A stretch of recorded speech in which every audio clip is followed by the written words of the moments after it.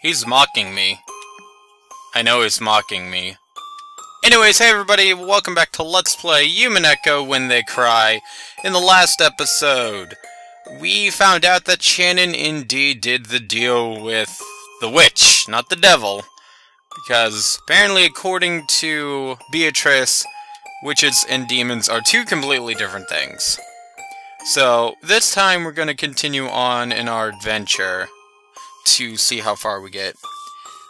Now, if you notice my voice being a little bit, well, better than the previous episodes, that is because I found out the fine and time-tested art of recording in the closet.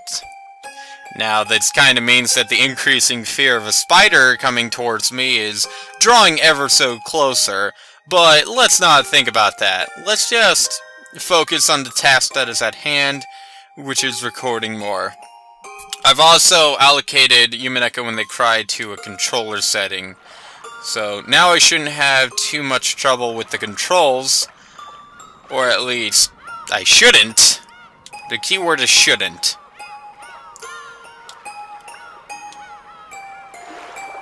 So, I gotta be honest with you guys here. I'm not really sure, like, I mentioned this in the last episode. Oh yeah, this is also the episode where we're going to stop mentioning Higurashi when they cry. You know, as much as we can. I gotta be honest with you guys though. Like, I mentioned this in the last episode. I'm not sure about Beatrice's alignment with good or evil here. Is it just me, or witches, like... I don't know. I really don't know, but... it feels like witches, depending on who they are, can either be good or bad. And... the characters that you most associate with being bad end up being good. Or at least being neutral. Now, what does that say for, neutral witches right now? I don't know. We're gonna have to find... we're gonna have to see how, we're gonna have to see if... what the fuck is her name? Birkenstell. We're gonna have to see if Birkenstell keeps her neutrality. Maybe Birkenstell will become good. Maybe Birkenstell will become bad. You never know. Remember, don't always judge a character by their cover. Because they could always be the bad guy. I learned that the hard way last time. Hell, in the last chapter, I thought it was Genji for the latter half of the entire episode. And then I found out that, oh no, it was Beatrice the whole time. Because of course it was a fucking... it was a spiritual existence of a fucking witch that didn't exist on our plane of existence until moments ago. And if you really want to go back, I learned in other books, not just Higurashi, I learned in other books that characters can completely switch their morality on a dime sometimes. Speaking of that, outside of the 07th expansion, there have been a couple of books that I've read. I read all of Harry Potter 6. I remember that. I forgot the name, but there was this one where I read about this dog, and it got separated from its owners. And, like, it kept on changing hands of who was owning it, trying to get back to this, this little boy who owned it. I remember reading it at my dad's house.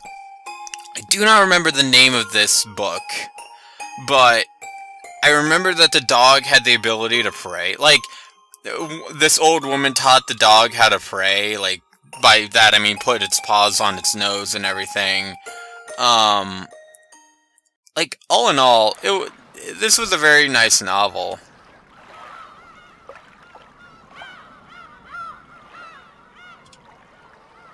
A magic incantation made to ward off evil witches. Or neutral witches, or good witches, I don't know. Beatrice is so out there.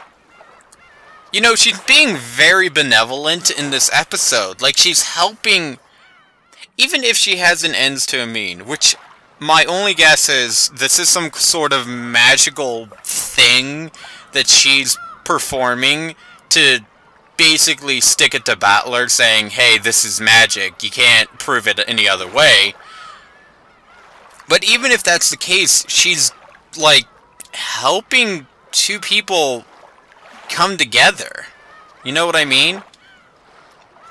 Like, okay, she's not a demon, so there had to have been some chemistry between George and Shannon in order for the power to work. It was a divine mirror. Oh, that's lovely. It was blessed by a god. But, like, even if she's doing this out of her own, like, motive, she's actually being very benevolent in her ways. Like, if her goal is to basically stick it to Battler saying, hey, these people wouldn't be together if it wasn't for my magic, which I think that's what it is, then, well, she brought two people who were in love together. So I can't really say that she's evil. But then I remember that this is the same person who murdered 18 people on Rokenjima on October 5th, I believe. I've heard it's between October 4th and October 5th. I'm a little sketchy on the dates. And by heard, I mean I saw a meme on the internet.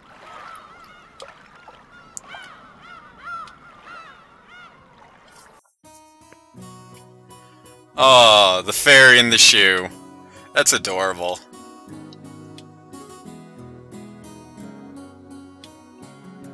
It seems like shit, like, I don't understand, like, I really don't understand how we're so calm about this. I know Shannon doesn't know that in a previous life that Beatrice slaughtered 18 people, but the fact that Beatrice, the 1,000-year-old witch, is getting along with just with a human being, it speaks volumes.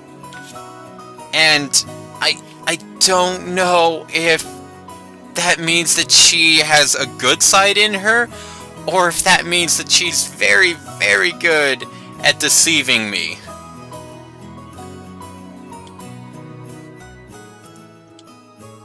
I don't know, and it's irking me. We're going to have to see. That's the best way I can put it, is that we're going to have to read the chapter and find out, is Beatrice at best neutral? Actually, at best benevolent, at worst neutral. Hopefully at worst neutral. Hopefully she's not evil.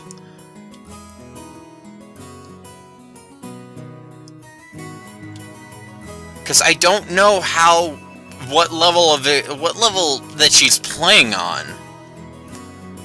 I mean, really, for all I know, she's being a very benevolent person out of the kindness of her heart.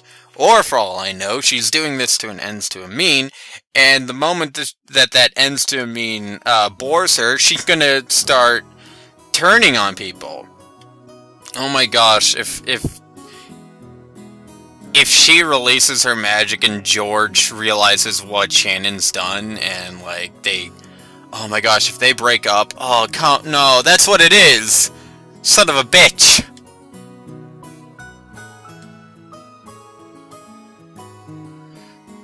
I don't know. I have a feeling that this is all gonna end very terribly.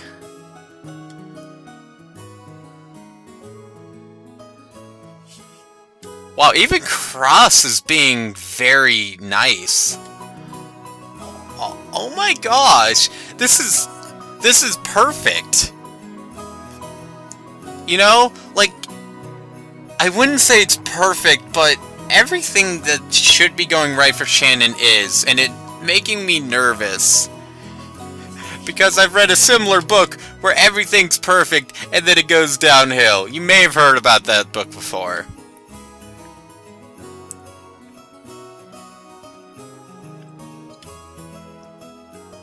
See, the analogy of furniture, it makes me feel uneasy. Because, like, I wonder if they really are furniture brought alive. I mean, if you think that's crazy, oh yeah, sure, that's crazy. Meanwhile, we have the Witch Beatrice here just, you know, having a snack with the fucking maid. I mean, it's fine.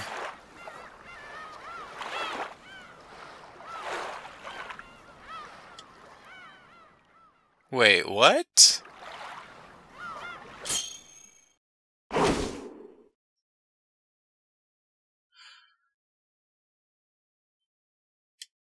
Oh, okay. It took me a second to reread that and everything, and as soon as Canon faded into view, I realized, Canon, I share your sentimentality with this. Yes, everything's going right for Shannon, but Shannon made a deal with a witch in order to make someone fall in love with her. You know what that is, actually? Have you guys ever watched Madoka Magica? You know the girl, and spoilers for Madoka Magica. You know the girl who starts out as someone who fights witches, different kind of witch, yes I know, but then eventually becomes a witch? She makes her wish for someone to get better, someone other than her, because she really likes this guy. And in the end, he doesn't notice her. He just moves on from her. And her life becomes a living hell, and eventually she becomes a witch. And I'm feeling like that's how this is gonna work out. That something is going to happen, it's gonna make the magic go away, and they're all gonna realize that she made a deal with the witch. She's gonna lose her friend.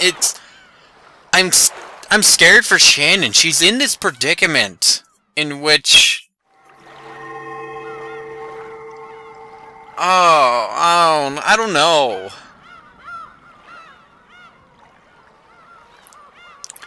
I feel anxious for Shannon. I don't know how this is gonna play out. You guys aren't letting me watch the anime. You sons of bitches. I need to know. Oh, is it gonna be good? Is it gonna be bad? I don't know.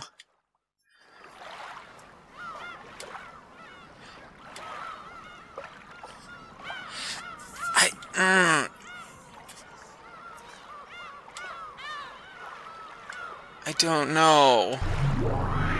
What I do know is that that's still fucking cool. I'm never gonna get tired of that. Oh man, I wonder how that is in the Steam version. Like with the new updates. Speaking of that, bringing this back to Higurashi, recently I found out that on Manga Gamer's site, they're releasing Higurashi When They Cry Kai now. They've started with Mikashi. So very soon you're going to be able to get Chapter 6, since they got Chapter 5 out. Okay, can we just talk about the fact that I think it's absolutely fucking stupid that manga gamers, in order to promote the new versions, they are getting rid of the old versions? Right now, you cannot buy Chapter 6, 7, and 8 of Higurashi When They Cry Kai, nor can you buy any of Umineko When They Cry Chiru. And because of this, it kind of means the games are more rare. I guess that's also a reason why I prefer to play this game the way it is. Because not only is it the way that someone who would have gotten the game beforehand would have been able to play the game, it's the original version and everything, but now Manga Gamers is making this game extremely rare. Unless you, oh, sorry. How do I do this? Oh, whatever. Yeah, I didn't map that to my controls. Unless you had the original versions and you bought the original versions at some point before this, you can't exactly get the new... Or, no, you can't exactly get the old versions. Like, I'm lucky that I bought Higurashi and Higurashi Kai, Umineko and Umineko When They Cried Shiro. Otherwise, I couldn't get these games. I would have to wait until they were released with the updated version. And as I know with Higurashi When They Cry How, the music changes. The music completely changed. And I wouldn't have gotten that thing with the...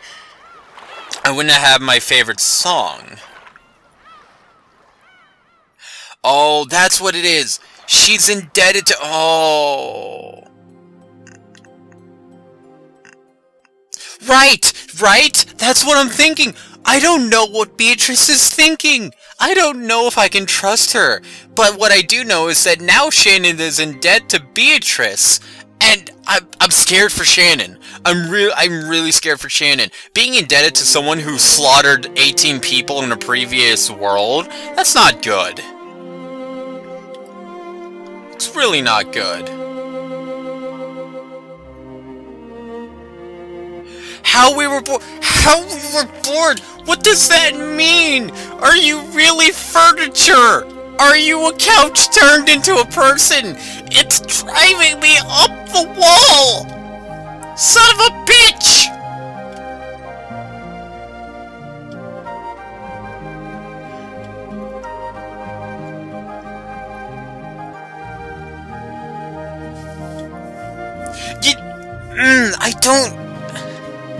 I really don't know.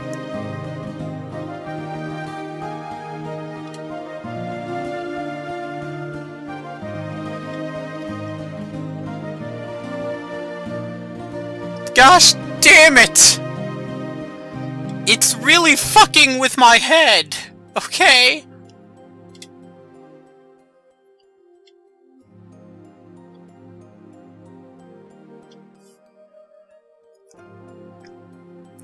Okay, I know you're playing the blame card, but... Canon, don't you have your feelings too?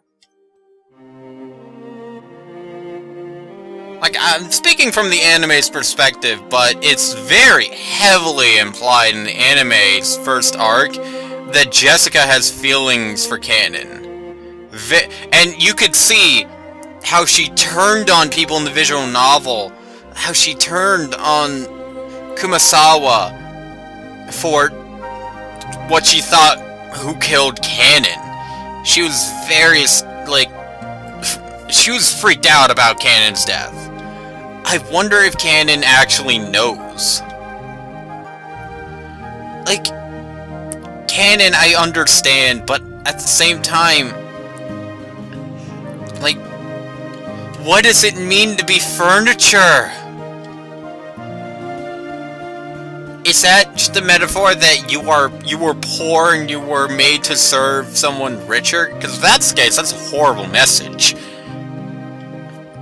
Anyone can everyone deserves to be treated as human. It doesn't matter who you're born, how you're born. But if he's talking as if he was literally furniture before he was given human shape by some magic from Beatrice or Burkett, or fucking whoever. We'll go with Lamb Delta. I haven't seen Lamb Delta yet, but it's so far it's heavily implied that Lamb Delta might have been Takano. I can't wait to see Lamb Delta and just see, like, Takano's sprite.